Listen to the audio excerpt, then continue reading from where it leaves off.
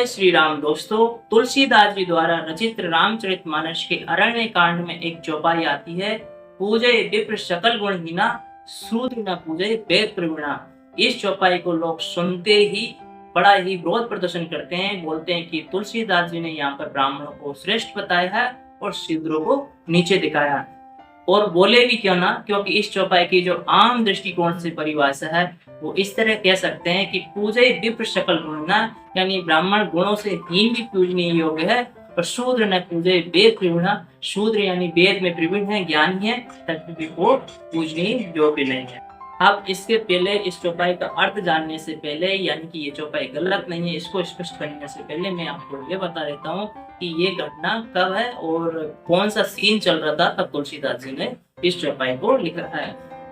माता सीता का हरण हो चुका था, श्री राम और लक्ष्मण वन में भटक रहे थे। उसी समय इस चौपाई का तुलसीदास जी ने लिखा था। एक कवंद नाम का राक्षस था और वो पहले क्या था, गंधर्व हुआ करता था, लेकिन वो ब्राह्मणों से साथ मजाक करता रहता था, छल कपट करता रहता था, तो राक्षसी वेश में बनकर। तो फिर उन्होंने किसी ब्राह्मण ने उसको श्राप दे दिया था और बोला था कि तू अब हमेशा के लिए राक्षस हो। तब भगवान राम ने भी उसको शिक्षा के रूप में बोला था कि ब्राह्मण हमेशा पूजनीय योग्य होते हैं, इनकी हमेशा वंदना करना चाहिए। तो वहीं पे उसी सीन को मद्देनजर रखते हुए तुलसीदास जी ने इस चौपाई को लिखा था।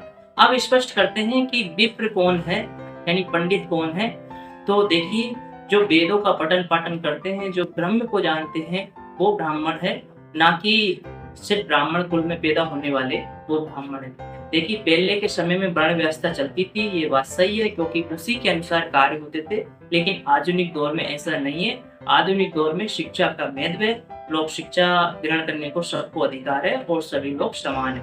माय डियर फ्रेंड्स, मैं स्पष्ट कर देना चाहता हूँ कि इस चौपाई को स्पष्टीकरण करने का मेरा ऐसा कोई उद्देश्य नहीं है कि ब्राह्मण श्रेष्ठ है या शूद्र नीचे है। मेरा ऐसी कोई इंटेंशन नहीं है, ना मैं कोई बड़ा विद्वान पंडित हूँ। मेरा तो बस ये है कि राम जी को केवल प्रेम प्यार है, और राम जी जाति पाति पूछे नहीं, हरि को भजे सो ही हरि को हो। भगवान के दरबार में जाति पाति को नहीं पूछा जाता है, जो भगवान की भक्ति करता है वो ही भगवान का हो जाता है।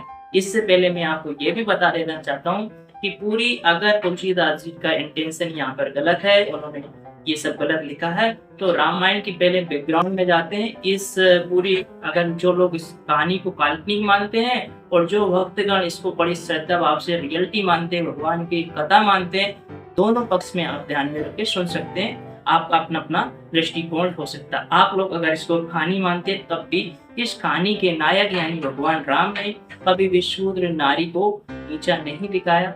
उनका स्टार्टिंग से ही देखिए, जब वनगमन हुआ तो उन्होंने केवट से मित्रता की, निषाद राज से मित्रता की, और शबरी के झूठे वेर का है। और अगर ब्राह्मण इतने ही अच्छे होते, अगर कर्म खराब करने के बाद में अगर ब्राह्मण को पूजा जाता, अगर उनका सम्मान किया जाता, तो रावण एक ब्राह्मण था, लेकिन रावण को भगवान राम के द्वारा मारा गया। और तुलसीदास जी ने भी ब्राह्मण को जो मारा है वो लिखा है।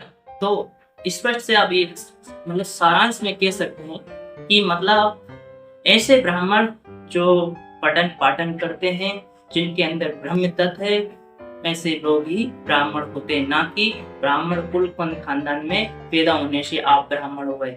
इस चौपाई को सुनते ही जो ब्राह्मण वर्ग है वो भी यही कहते हैं कि हमारे बारे में तो लिखा गया है कि अगर हम गुणों से हीन भी हैं और ब्राह्मण कुल में पैदा हो गए तो भी हमारा सम्मान होना चाहिए। भाई सीधी सी बात है, ब्राह्मण कुल में उत्पन्न होना आपका सौभाग्य है, लेकिन आप ब्राह्मण कुल में उत्पन्न होकर भी अगर नीच कर्म कर रहे हो तो ये आपका दुर्भाग्य है, आपको सम्मान नहीं मिलेगा। अगर आप नीच कुल में पैदा हुए, हालांकि नीच कुछ नहीं है, अगर आप लोगों की दृष्टिकोण से अगर शूद्र में भी पैदा हुए, लेकिन आप अगर अच्छी शिक्षा दीक्षा प्राप्त करते हैं और समाज कल्याण में अपनी सेवा देते हैं, तो आप पूजनीय होंगे। अब आप कहेंगे कि फिर इस चौपाई का क्या मतलब है। इस चौपाई का सीधा सा मतलब है कि पूजे विप्र सकल गुणीना, ऐसा ब्राह्मण, ऐसा विद्वान व्यक्ति जो भारी रूप से आपको क्या नाम है, गुणों से हीन भी दिखा जाए। जैसे कि रामकृष्ण परमहंस बाहरी जीवन से वो ऐसे लगते थे जैसे इनमें कोई गुण नहीं है, लेकिन उनके अंदर काफी विद्वता थी। इसी तरह जड़ भरत थे, बाहरी रूप से वो जड़ लगते थे, लेकिन अंदर से उनके अंदर बहुत ज्ञान था। तो ऐसे लोग पूजनीय योग्य है। और शूद्र का यहाँ पे जो लोग पढ़ लिख के यानी वेदों को, किताबों को पढ़ के एक सिर्फ ज्ञान दे रहे, दम कर रहे, लेकिन अंदर से उनमें ईश्वरीय चेतना नहीं है। ऐसे शूद्र टाइप के जो विद्वान लोग हैं वो पूजनीय योग्य नहीं है। तो इसका यही स्पष्टीकरण था। आगे आप लोग अपने विचार कमेंट बॉक्स में जरूर साझा करना। इसमें मुझे किसी भी व्यक्ति को नीचा दिखाने का मेरा कोई इंटेंशन नहीं था। सब लोग आपस में प्रेम से रहे, यही मेरा एकमात्र उद्देश्य था।